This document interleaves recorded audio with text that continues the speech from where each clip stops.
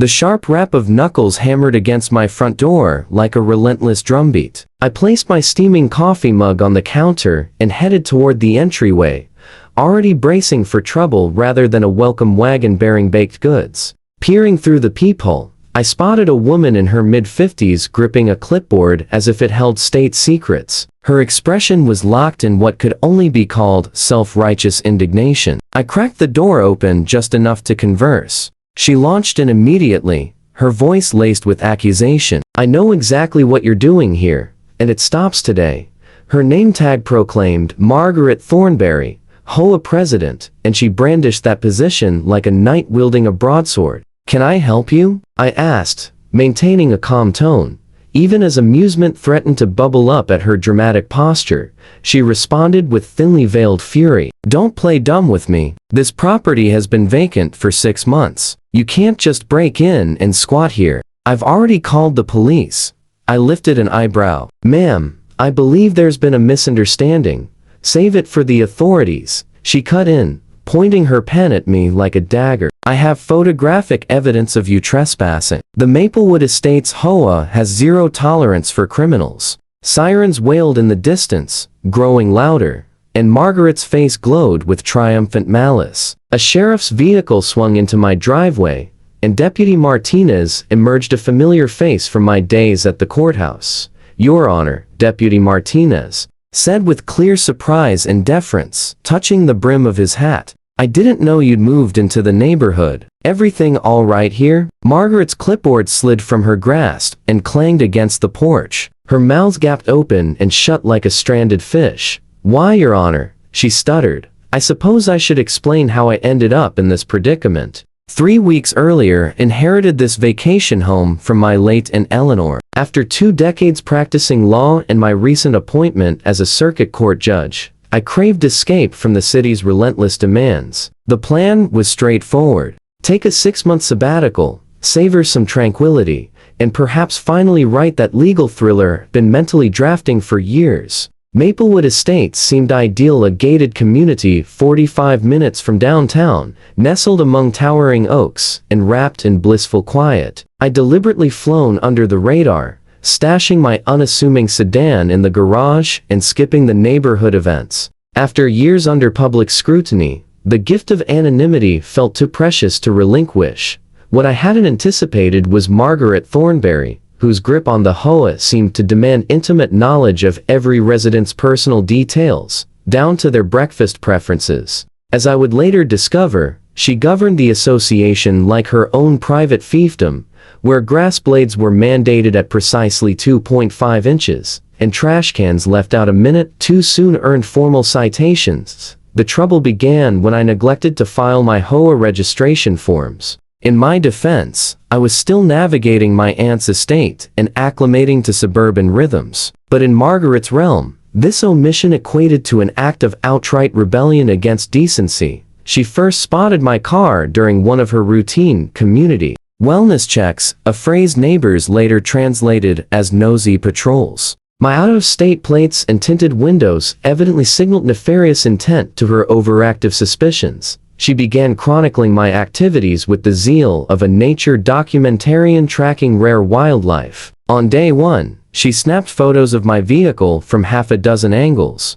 By day 3, my security camera captured her pressing her face to my dining room window, though she later insisted she was merely inspecting for break-in evidence. Within the first week, she assembled a binder labeled Evidence of Illegal Occupation at 427 Oak Ridge Drive, complete with color-coded sections and a detailed index. She confided to her loyal follower, Janet Morris, with hushed excitement. "That man arrives at odd hours, never attends HOA meetings, and I've never seen him receive mail." Classic squatter behavior. Janet, whom I later learned was a retired librarian, with abundant free time and minimal doubt, enthusiastically enlisted in the cause. Together, they enlisted other residents into their neighborhood watch network, weaving narratives of dangerous intruders threatening their serene enclave. "We must protect our property values," Margaret proclaimed at an emergency HOA meeting one I naturally wasn't invited to.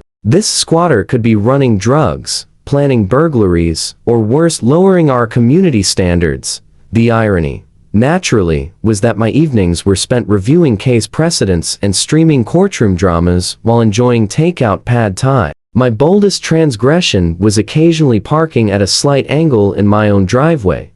Margaret's suspicions escalated when she learned I'd had furniture delivered. She announced with alarm to anyone within earshot, "He's not just squatting, he's moving in permanently. We need to act before he claims squatters' rights." She submitted a formal complaint to the HOA board, which she conveniently chaired, and pushed for legal measures. The vote was unanimous, largely because dissenting voices were either too frightened to speak up or fully convinced by her fabricated emergency. Then came the showdown that would go down as Maplewood Estates folklore. Margaret orchestrated what she dubbed a citizen's intervention, rounding up Janet and 3 other neighbors to march on my doorstep that Saturday morning, phones recording and emergency services on standby. I opened the door dressed for a lazy weekend, faded jeans and an ancient law school tee, which Margaret would later brand as the attire of a career drifter. She stepped forward like a TV detective delivering the big reveal. "Sir, you are illegally occupying these premises. I demand you provide proof of ownership or vacate immediately." "Ma'am," I replied evenly, "I'm not required to show you anything. This is private property."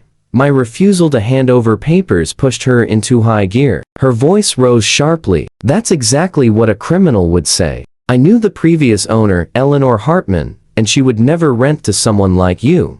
"Someone like me?" I asked, intrigued by the leap her mind had taken. "Someone who sneaks around, refuses to join community events, and probably doesn't even have a legitimate job," she snapped. I came close to informing her that Eleanor had been my aunt, and that my so-called non-existent career involved sentencing people to lengthy prison terms. Instead, I kept it simple: "Have a nice day," and shut the door.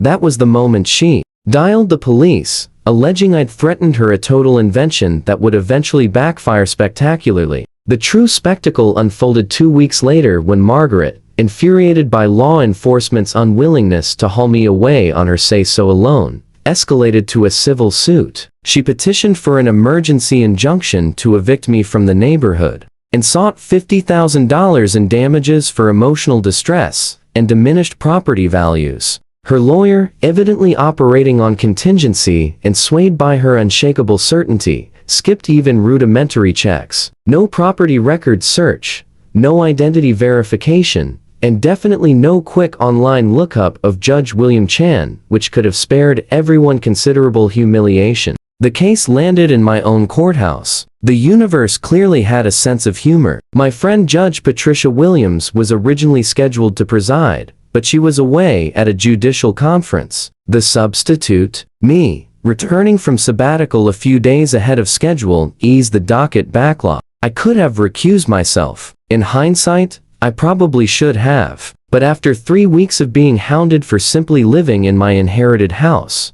Margaret had turned it personal. Where was the satisfaction in stepping aside? The courtroom was filled to capacity that Thursday morning. Margaret had mobilized her allies, all anticipating the triumphant takedown of the menacing intruder. She occupied the plaintiff's table in her sharpest power suit, exuding confidence like heat from a furnace. Her attorney opened with a dramatic flourish. "Your Honor, we are here today to confront a serious threat to the safety and integrity of Maplewood Estates. The defendant has unlawfully occupied." "Counselor," I interjected from behind the folder I was ostensibly studying, "has your client confirmed ownership of the property at issue?" "Well, Your Honor, the defendant has declined to produce any documentation." "That's not my question. Has your client performed a title search, reviewed public records, conducted any real investigation beyond surveillance and conjecture?" Margaret's lawyer fidgeted. "My client possesses substantial photographic proof of questionable activity."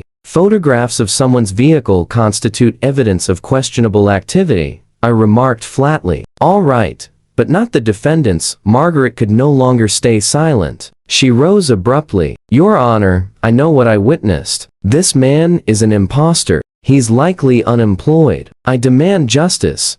I gradually lowered the folder and met her gaze directly. Recognition hit her like a wave. Color fled her cheeks. Her lips parted, but nothing came out. "Mrs. Thornberry," I said, with measured judicial composure that masked my private gratification. "Would you like to explain to the court why you've devoted the past 3 weeks to stalking, harassing, and slandering a sitting circuit court judge?" Murmurs rippled through the gallery. Margaret's attorney appeared ready to vanish into the woodwork. Margaret steadied herself against the table. Unsteady.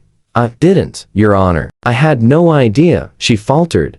"Ignorance does not excuse harassment, false police reports, or defamation," I proceeded. "You never inquired about my name, never introduced yourself as a neighbor, never offered the simple courtesy of a discussion before initiating your intimidation campaign."